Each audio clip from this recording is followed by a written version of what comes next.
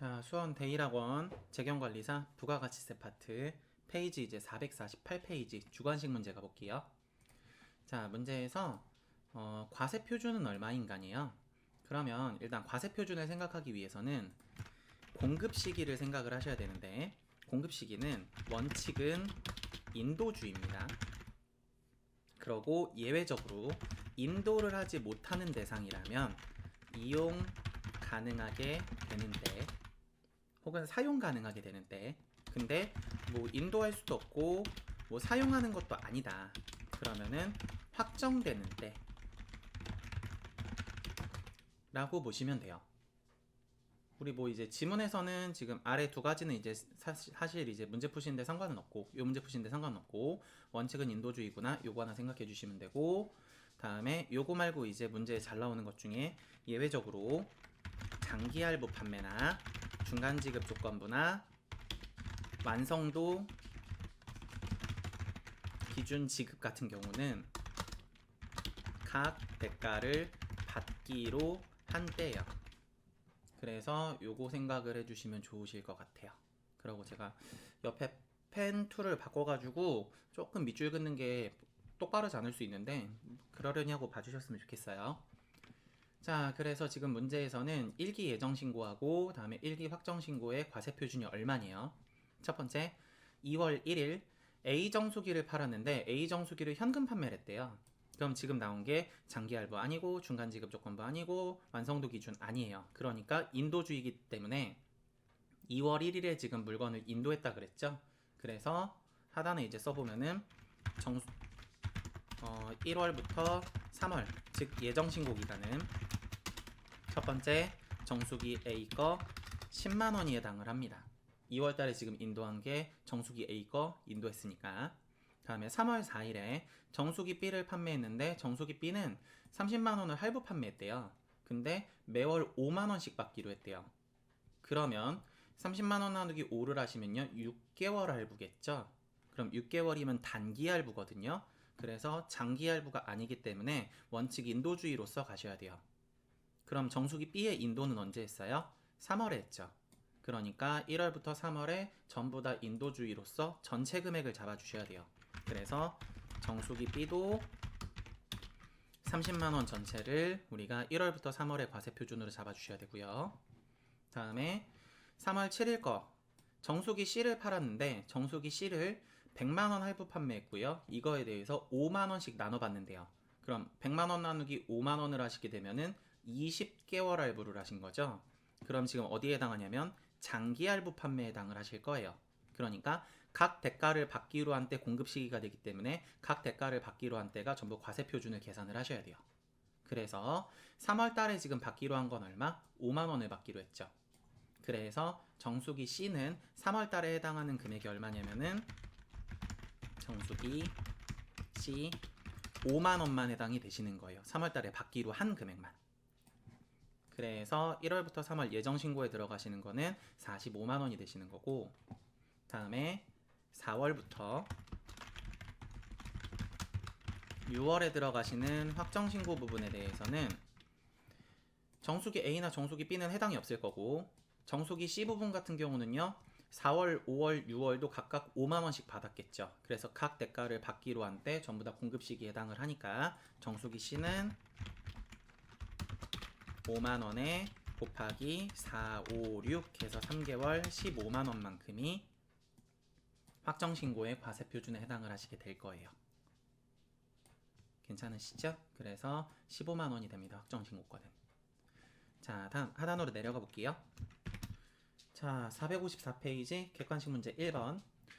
주 3일은 2021년 11월 10일에 3개월 할부로 인도를 했대요. 그럼 3개월이죠? 그러면은 단기 할부인 거예요, 지금.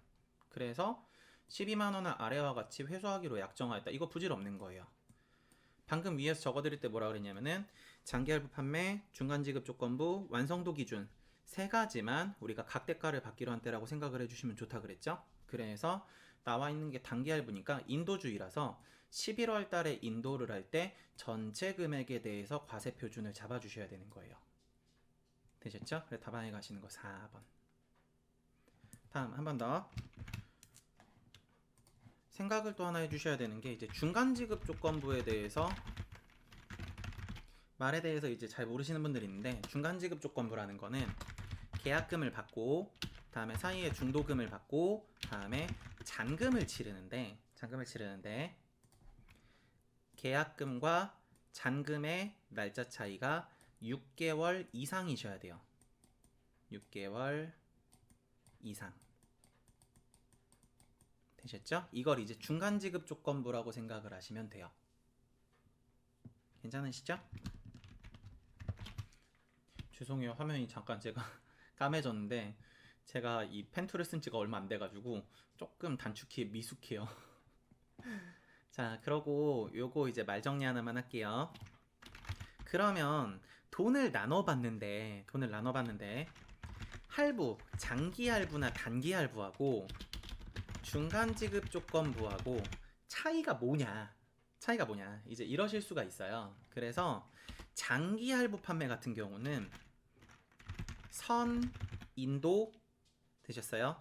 다음에 대가를 나누어 받다. 그래서 물건을 먼저 주고 대가를 나눠서 받는 거예요. 그러고 그것을 최소 2회 이상 나눠 받을 때. 되셨죠? 그래서 이렇게 생각을 하시면 돼요. 물건을 먼저 주고 돈을 나눠 받는다. 근데 그 돈을 나눠 받는 게 최소한 2번 이상이다. 그러고 장기자가 붙었으니까 1년 이상이겠죠? 그러고 중간지급 조건부 같은 경우는 자, 여기다 써볼까요? 안되네요. 쓰고 옮길게요. 중간지급 조건부는 후 인도예요. 물건을 나중에 주고 다음에 대가를 나누어 받는다. 그래서 쉽게 생각하면은 이제 돈을 먼저 받는 거죠. 계약금을 먼저 받는 거니까. 그래서 물건을 나중에 주기로 하고 다음에 계약금 받고 중도금 받고 잔금 받을 때 물건을 주는 거예요. 쉽게. 그래서 얘는 최소한 대가를 3번 이상 3회 이상 나누어 받다. 요 차이거든요. 그래서 이제 구분하실 때는 이렇게 구분을 해주시면 좋으실 것 같아요. 괜찮으시죠? 그래서 물건을 먼저 준 거냐 물건을 나중에 준 거냐에 따라서도 구분이 가능하고 다음에 대가를 나누어 받는데 3회 이상 나누어 받았냐 아니면 2회 이상 나누어 받았냐 요 정도 생각도 해주시면 좋으실 것 같아요. 괜찮으시죠? 자, 아래로 한번 내려가 볼게요. 자, 다음 문제 2번 가봅니다. 다음 중 부가가치세법상 재화의 공급 시기에 대한 설명으로 옳은 것은 몇 개일까요? 자, 그럼 문제를 보게 되면은 첫 번째 기업 현금 판매, 외상 판매에 의한 재화의 공급은 재화가 인도되거나 이용 가능하게 되는 때 제가 아까 원칙 뭐라 그랬죠? 재화가 인도되거나 그죠? 그럼 인도되지 않는 물건 같은 경우는 이용 가능하게 되는 때 오케이 맞고요. 다음에 니은 조건부 판매죠? 조건이 성취되거나 기한이 경과되어 판매가 확정되는 때라고 적혀 있어요. 그래서 적혀있는 말뜻 그대로예요. 조건이 이제 달성이 되거나 만약에 조건이 기한이다. 그래서 뭐 언제까지 이제 기한이 정해져 있어서 그 기한이 넘어가게 되면 판매하는 거다. 그럼 그 기한이 경과되는 때. 오케이. 그래서 맞는 얘기시고. 다음 디귿 장기 할부 판매 제가 각 대가를 받기로 한 때라 그랬죠. 오케이 맞고. 다음에 리을 무인 판매 계획이 나왔죠. 요거 제가 앞에서 부가세 문제풀이 할 때 어디선가 한번 얘기를 했었을 거예요. 그래서 무인 판매 같은 경우는 무인 판매기는 재화가 인도되는 때가 아니라 언제냐면은 현금을 인취하는 때예요. 되셨죠? 이 현금을 인취한다라는 건 뭐냐면은 자판기에서 돈을 꺼내는 때 그때 공급한다라고 보는 거예요. 그래서 다방에 가시는 거 세 가지가 맞기 때문에 3번이시고 요 리을 얘기는 제가 이거 어디서 했었냐면은 아마 사업장 얘기하다 있을 거예요. 그래서 요거 헷갈리지 말라 그랬던 게 뭐라 그랬냐면 무인 판매기의 사업장은 업무를 총괄하는 장소다 라고 제가 얘기해서 이거 이제 뭐라 그랬었냐면은 현금을 인취하는 장소 그럼 틀린다 그랬었거든요. 그러고 무인 판매기의 공급 시기는 현금을 인취하는 때이다. 요게 이제 전산세무 문제로도 잘 나오는 문제예요. 이론 문제로도. 그래서 요거 꼭 챙겨주셔야 되고요. 답안에 가시는 거 3번입니다. 자, 다음 아래로 내려가 볼게요. 자, 문제 3번 가볼게요. 자, 다음 중 부가가치세법상 재화의 공급 시기로 옳은 것은, 자, 상품을 외상으로 팔았다? 그럼 아까 제가 인도주의라 그랬죠? 다음 2번 단기할부로 팔았다? 장기할부 아니라 단기할부 판매죠? 그럼 마찬가지로 인도주의고요. 다음에 판매 목적으로 타사업장에 반출에 의한 재화의 공급이다? 그러면은 재화를 반출하는데 오케이. 그러고 4번에 보면은 재화를 이제 외국 인도 수출하는 경우다라고 적혀 있는데, 요 외국 인도 수출이 아니라 그냥 수출이면 선적일이 맞거든요. 근데 외국 인도 수출이라는 거는 사실 제 생각엔 재경관리사 이거를 직접 물어보진 않을 것 같은데, 외국 인도 수출은 뭐 이제 초록창에 한번 쳐보시면 나와요. 그래서 요게 이제 무슨 의미냐면은 해외에 이제 건설업이나 건설업자가 해외에서 건설 용역 등을 공급할 때 거기에 이제 건설 현장에서 사용하는 건설 장비들이 있을 거예요.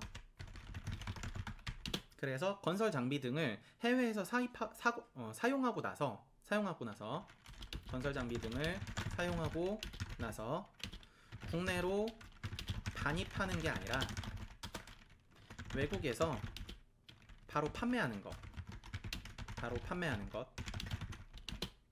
그리고 그 대금을 우리나라 본사에서 받는 것, 이걸 이제 외국 인도 수출이라고 부르게 되는데, 외국 인도 수출 같은 경우는 선적일이 아니라 우리나라에 들어오는 게 아니잖아요, 결과적으로 말을 보면은. 그래서 선적일이 아니라 해외에서, 외국에서 재화를 인도하는 때예요.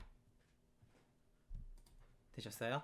그래서 이 외국 인도 수출은 제가 지금 적어드린 말을 보게 되면 결국 이게 우리나라에 반입됐다가 다시 수출되는 게 아니라 그냥 외국 현장에서 바로 이제 판매되는 거거든요. 그래서 선적일이 아니라 재화를 인도하는 때입니다. 그래, 답안에 가는 거 4번 틀리셨고요. 제 생각엔 4번이 답으로 체크되긴 좀 힘들지 않을까. 그래서 답으로 가시는 거 3번입니다. 자, 다음 아래로 한번 내려가 볼게요. 자, 다음 마무리 4번. 다음은 용역의 공급 시기와 공급가액에 대한 설명이다. 잘못된 것은 1번 용역 같은 경우는요, 기본적으로 원칙은 역무의 제공이 완료되는 때예요. 오케이, 맞고. 다음에 완성도 기준 지급이나 다음에 중간 지급 조건부나 장기 할부는요, 앞에서 이제 각 대가를 받기로 한 때다라고 제가 재화의 공급하면서도 얘기를 드렸죠. 그래서 2번 맞고. 다음 3번 두 개 이상의 과세 기간에 걸쳐서 부동산 임대 용역의 공급하는데 그 대가를 선불로 받았다. 이걸 우리가 다른 말로 선세금이다라고도 부르거든요. 그래서 이런 상태가 되시게 되면은 대가를 받은 날이 아니라 예정 신고 기간 종료일 또는 확정 신고 기간 종료일에 우리가 공급 시기로 인정을 해요. 되셨어요? 그래서 뭐 예를 들어서 뭐 1월부터 3월이다. 그럼 1월부터 3월에 들어가는 거 해당하는 이제 임대료를 월할로 계산을 해서 3월 31일에 공급 시기로 이제 보는. 그래서 답안에 가시는 거 3번 틀리셨고요. 요런 이제 인식하시는 방식 중에 요 이제 공급 시기 예정 신고 기간 종료일 또는 확정 신고 기간 종료일에 또 해당하는 게 뭐가 있냐면 간주 임대료가 있으시죠. 그래서 예정 신고 기간 또는 확정 신고 기간의 종료일. 되셨어요? 그래서 답안에 가는 거 4번 맞고. 4번 지문 같은 경우는 그래서 TAT 2급 하신 분들 중에 부동산 임대 공급가액 명세서 문제 나오시게 되면은 간주 임대료 전표를 치실 때 보통 9월 30일, 12월 31일, 다음에 3월 31일, 6월 30일 요때 이제 넣는 거 건별 전표 보신 적 있으실 거예요. TAT 2급에 잘 나오는 거죠. 그래서 그런 것들이 왜 마지막 날짜에 쳤었냐면은 공급 시기 자체가 과세 기간 종료일 혹은 예정 신고 기간 종료일로 나오시기 때문입니다. 되셨죠? 그래서 부가세 문제풀이는 여기까지 진행하겠습니다. 수고하셨습니다.